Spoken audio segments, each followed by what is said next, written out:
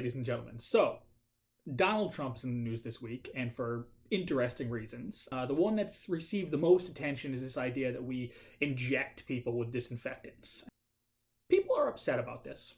You'll definitely die if you do this, and it's going to kill the entire population. And I get that. I do. I understand the concern there. On the other hand, we're forgetting the number one rule of brainstorming, and that's there's no stupid ideas, right? If we didn't have this rule, we never would have come up with things like Spartan Race and Tough Mudder.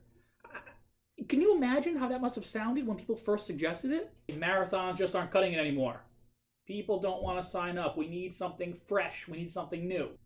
Sir, what if, and just hear me out here, we get people to run, and during the run, here's where it gets good, we torture the shit out of them. Expand on that. I'm thinking we go all out, right? I mean, let's not pull any punches. I want barbed wire. I want to electrocute them. Someone can whip them. We can, have them jump over fire. I can probably get my hands on some yearbooks and make fun of their old haircuts and shit like that. It's got potential. I assume that's how that meeting went. I don't exactly know if that's how that meeting went, but I can only assume it was something like that, right? Now listen, I'm not defending Donald Trump's idea. I too agree that in spite of the rules of brainstorming, injecting people with disinfectant is kind of a stupid idea, right? But everyone's ignoring his other suggestions during this brainstorming session, which was just to blast our insides with UV rays. And I know some people are thinking, oh, but it's unproven. We've never had that type of experimental procedure done. It's untested. How am I going to get a light bulb up there? But I have it on good authority that not only have they already started testing this procedure on unpaid White House interns with promising results, but also when trying to come up with a cure, Donald Trump has brought in some of America's most brilliant medical professionals. Around the world, other governments are scrambling to come up with their own ways to fight coronavirus, and some of them are not doing as well as others. One of the most unfortunate blunders came from Osaka, Japan, where the mayor suggested that women no longer go out and do the grocery shopping because they take too long and they're indecisive. He wants men to go out because they are decisive and they'll be quicker in the grocery stores. Not only was the remark sexist and insensitive, but the idea that men are more decisive than women proves beyond a shadow of a doubt that this man has never participated in a fantasy football draft. Just make a pick, Matt! In Kenya, the governor of Nairobi came under scrutiny when he included bottles of Hennessy in his COVID-19 care packages. When questioned about this, Governor Sonko insisted that the Hennessy was a medically relevant throat sanitizer that can help fight the virus.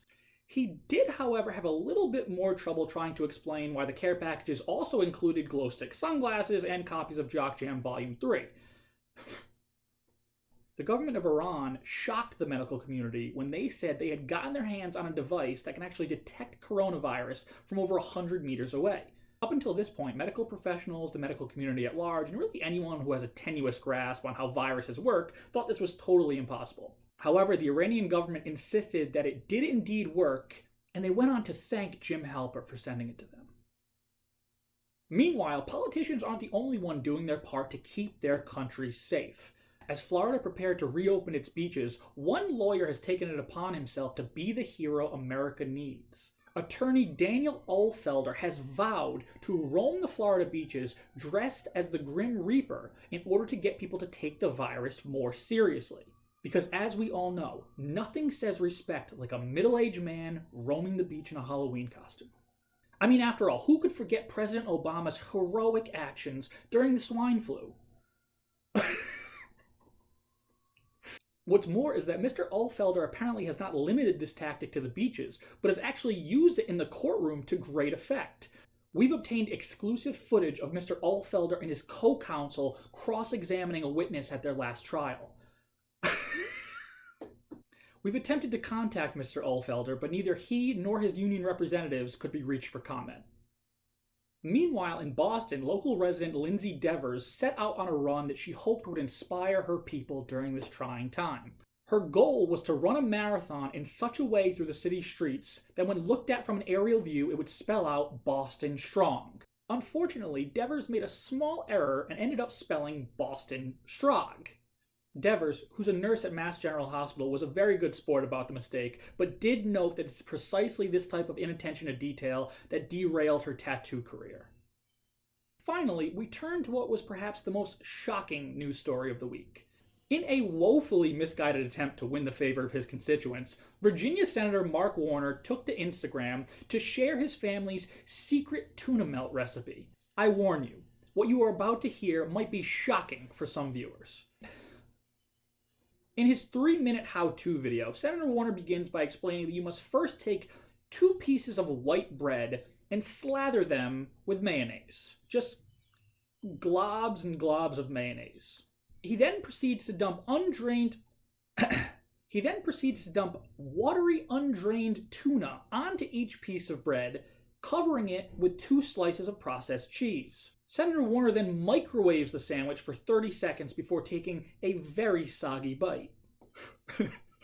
The video has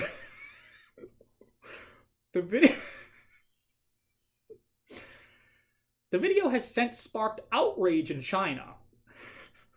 Where representatives have said it's a double standard for you to ask us to close our wet markets and still give Senator Warner access to his kitchen. The video has, however, attracted considerable interest from the medical community, who believe that Senator Warner's secret family recipe might be a cost-effective alternative for inducing vomiting in victims of alcohol poisoning.